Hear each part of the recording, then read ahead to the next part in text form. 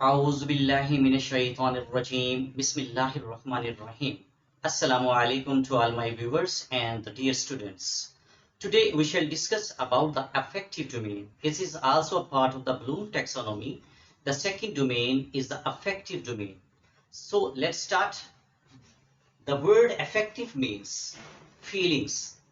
Affect means Urdu में हम मुतासर को कह सकते हैं, एहसास, महसूस होना, अफेक्ट होना, तो इसके मानी आता है। ठीक है, जो हमारी जो कॉग्निटिव डोमेन हमने जो पहले पढ़ी थी, हमने इसको कल डिस्कस किया था। तो जो कॉग्निटिव मीन्स कॉग्निशन से ताल्लुक रखता है, वफूक से, अक्ल से ताल्लुक, इंटेलेक्चुअल प्रोसेस से ताल्लुक रखती है। ये बिल्कुल उसके वाइस वर्सा है। बकौल कैराथोल 1964 में ये जो डोमेन पेश की गई।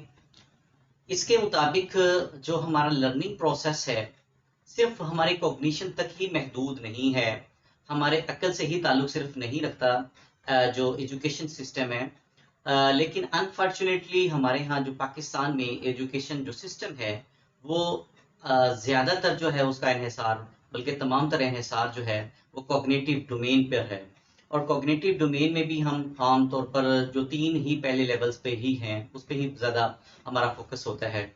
हमारा एजुकेशन सिस्टम है, आपको पता है कि इम्तिहानात जो होते हैं, पेपर टेकिंग जो है वो पेपर लेते हैं, वो तमाम तर जो है वो पेपर्स जो लिए जाते हैं, वो टेस्ट जो होता है वो आम तौर पर आपका ये ताल्लुक वो इंटेलेक्चुअल प्रोसेस के साथ ताल्लुक रखता है, मेमोराइजेशन के साथ ताल्लुक रखता है। तो ये मेमोरी सिर्फ हम चेक कर रहे होते हैं अपने पेपर्स में, इम्तिहानात में। तो इसी की बुनियाद पे आपको पता है डिग्रीज मिलती हैं और इसी की बुनियाद पर आपको जॉब्स मिलती हैं। तो हमारे पास कोई ऐसा स्टिक यार्ड नहीं है कि एक किसी भी शख्स को हम देख के बता सकें कि वो उसके अंदर कितनी अच्छी क्वालिटी है। ठीक है, वो कितना ऑनेस्ट है, कितना उसका जो एटीट्यूड कितना अच्छा है, बिहेवियर कितना अच्छा है। हाउ कैन वी जज? और ये बड़ी अहमियत की हामी चीज़ें हैं। ये अक्ल से कहीं बढ़कर चीज़ें हैं जो हम अपने तालीम में बिल्कुल इसको इग्नोर किया हुआ है। और मैं ये कहता हूँ कि ये जो हमारी डोमेन है इस पे हमारा जो ख़ास ऊपर फोकस करने की ज़रूरत है। आप देख लें हमारे घरों में, बाजार में, कॉलेजों में, यूनिवर्सिटी में, स्कूलों में, इर्द गिर्द जहाँ भी माहौल देखेंगे कि आप बड़े से लेकर छोटे तक आपको उनके एटीट्यूड, बिहेवियर, बोलने का अंदाज जो है वो बड़ा ही अजीब सा है। तो इससे ये भी नहीं देखा जाता कि किसी की इंसान की दिल आज़ारी हो रही है कि नहीं हो रही। एक छोटी सी बात हमारी किसी के जज्बात मजबूर कर सकते हैं, तो हम बिल्कुल इसको इग्नोर कर देते हैं। और हम जो हैं वो आम अल्फाज का चुनाव करते वक्त बिल्कुल इसका ख्याल नहीं करते कि ये अल्फाज जो हैं हमारे कितने दूसरे के ऊपर असरअंदाज हो सकते हैं। तो ये अल्फाज का चुनाव, ये जो बोलने का अंदाज, फीलिंग्स, खुद इंसान के अंदर फीलिंग्स होंगी, महसूसात होंगे, तो दूसरे को बोलने की तरीका, और ये सारी प्रैक्टिसेस हमारे यहाँ बिल्कुल भी जो एजुकेशन में नहीं है, हमारे तालीमी स्ट्रक्चर में बिल्कुल भी इसकी प्रैक्टिसेस नहीं करवाई जाती हैं। ना कोई ऐसा कुछ स्टिक यार्ड है, कोई मेजरमेंट है जिसके ज़रिए हम इनको चीज़ों को देख सकें। तो ज़रूरत इस बात की है कि हम इसको ज़रा फोकस करें। हम अपने जो नई नस्ल जो आ रही है, परवान चढ़ रही है, नित नए प्रॉब्लम में जो पैदा हो रहे हैं, ठीक है, वो सिर्फ यही वजह है कि हम अपने ये अंदर के जो मेंटल प्रोसेस तो हम कर रहे हैं, लेकिन हमारा जो जज्बात हैं, जो फीलिंग्स हैं, जो उनको जो उसको सही तरीके से प्रोसेस करने की ज़रूरत है और उनको अपने उसकी ट्रेनिंग करने की ज़रूरत है। कि हमें अपने छोटे बच्चों को भी, आप देख लें घरों में डांट झपट कर रहे होते हैं, उसकी वहीं से मेंटल प्रोसेस जो हो रहा था वहीं रुक जाता है। ठीक है, तो अपने हमारे घरों में माँ बाप अपने छोटे बच्चों को से लेकर हम देखें कि घरों में जो मामलात हो रहे हैं वहीं से स्टार्ट होती है हमारी एजुकेशन। तो ये छोटी छोटी चीज़ें होती हैं जिससे इंसान अपने जज्बात, फीलिंग्स, दूसरों को अपने किस तरीके से बेहतर बना सकते हैं, आपके अच्छे रवैये दूसरों को किस तरह हम अपने माहौल को बेहतर बना सकते हैं। तो ये अच्छे रवैये ही हमें जो है वो अच्छाई की तरफ लेके जाते हैं, और हमारे ये अच्छे रवैये ही दूसरों के ऊपर अच्छे असरअंदाज हो सकते हैं। तो इस लिहाज से affective domain is also very important this regard. तो हम देखते हैं अफेक्टिव डोमेन कैराथोल ने 1964 में पेश की, और इनके मुताबिक जो था कि learning is not only the cognitive function, it's focuses on the feelings, emotion, attitudes and the behaviour.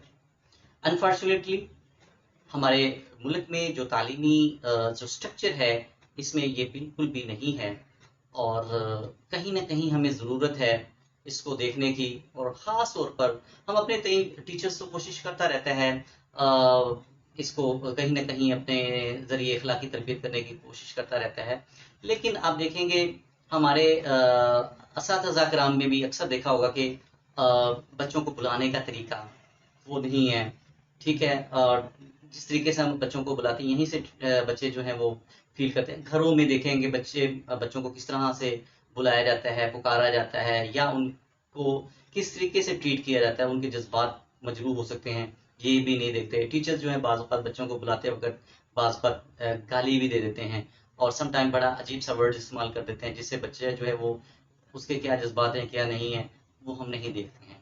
तो हमारे पाकिस्तान में तो ये आम सी बात है, और इसको बिल्कुल भी यानी कि महसूस ही नहीं किया जाता कि ये कोई चीज़ है भी या नहीं। तो इस लिहाज से ये कि ट्रेनिंग हमारी मेंटली तौर पर इन चीज़ों की जो है वो अंदर से फीलिंग्स जो है वो इंसान की जो है वो आहिस्ता आहिस्ता जो है वो ख़त्म होती जाती हैं, मतलब उस तरीके से वो परवरिश नहीं पाती हैं, वो अंदर मेंटल ग्रोथ भी नहीं हो पाती। इससे इसका ताल्लुक जो है मेंटल ग्रोथ से भी है। ज़ाहिर बात है जो फीलिंग्स आप की जो होती हैं उसका ताल्लुक जो है आपके मेंटल ग्रोथ से भी होता है, आपकी सेहत से भी होता है।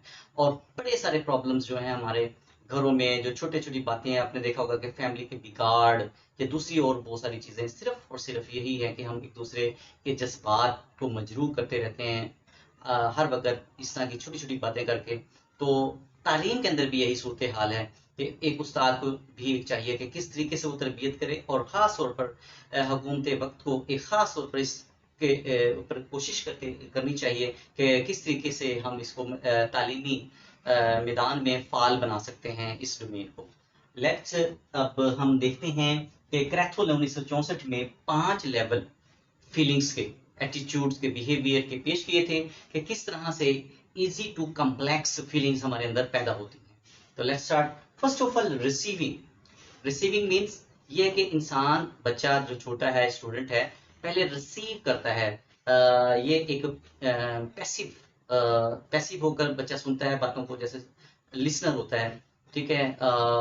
जैसे कोई भी बच्चा स्टूडेंट है, अब वो पहले अच्छी तरीके से, good listener is a good speaker.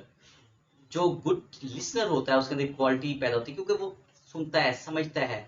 Receiver receive कर रहा होता है बात को, ठीक है। अटेंटिवली या अटेंशन बहुत जरूरी है। Silently attention, passively attention is very important in at this stage, ठीक है। जब वो बातें सुनता है, जाहिर बात है कि इंसान जो है वो एक जो रिसीवर होता है वो रिस्पॉन्ड भी वही करता है। वो जो बातें उसके जहन में आ रही हैं कहीं ना कहीं वो क्लिक कर रही होती है उसके दिमाग में, उसके अंदर एहसासात को उजागर कर रही होती हैं चीजें, ठीक है। तो वो रिस्पॉन्ड करता है अच्छा या बुरा, ठीक है। अब इसमें जब वो चीजें रिसीव करता है तो वो रिस्पॉन्ड करता है या पॉजिटिव या नेगेटिव, अच्छा या बुरा, जो भी उसके जहन में आ रही हैं चीजें, ठीक है। जब वो रिप्लाई करता है, बात का रिस्पॉन्ड करता है एक्टिवली, वो सुनने के बाद, ठीक है, वो उसका अमल है। Respond is the action of the respondent, ठीक है। उसके बाद वैल्यूइंग, अब बहुत सारी बातें सुनी उसने, बहुत सारे इर्द गिर्द से माहौल से वो चीजें देख रहा है। अब उनमें से कुछ चीजें अच्छी या बुरी हैं, वो अपने अंदर वो फैसला करता है दिमाग के अंदर, उसके जो अंदर की फीलिंग्स हैं। कोई ना कहीं, कहीं ना कहीं तो वो देख रहा था मुआशरे की अच्छाई और बुराई को, ठीक है। और वो अच्छाई और बुराई कहीं ना कहीं उसके दिमाग में वो बैठ जाती है, उसको वैल्यूइंग करता है, उसकी वर्थ और वाइल को देखता है, ठीक है। वो डिसाइड करता है कि व्हाट इज गुड और बैड। यहाँ आके गुड और बैड का आ जाता है, ठीक है, कि गुड क्या है और बैड क्या है, ठीक है। तो गुड और बैड का वैल्यूइंग करता है इंसान अपने। जाहिर बात है कि इंसान की हर एक की अपनी अपनी सोच है, अपनी थिंकिंग है, वो अपने ही सोच के मुताबिक, ठीक है, कहीं ना कहीं उसको वैल्यू दे रहा होता है। क्या वैल्यू दे रहा है, कितनी वैल्यू दे रहा है उसको, उसके नजदीक कितनी उस चीज की अहमियत है।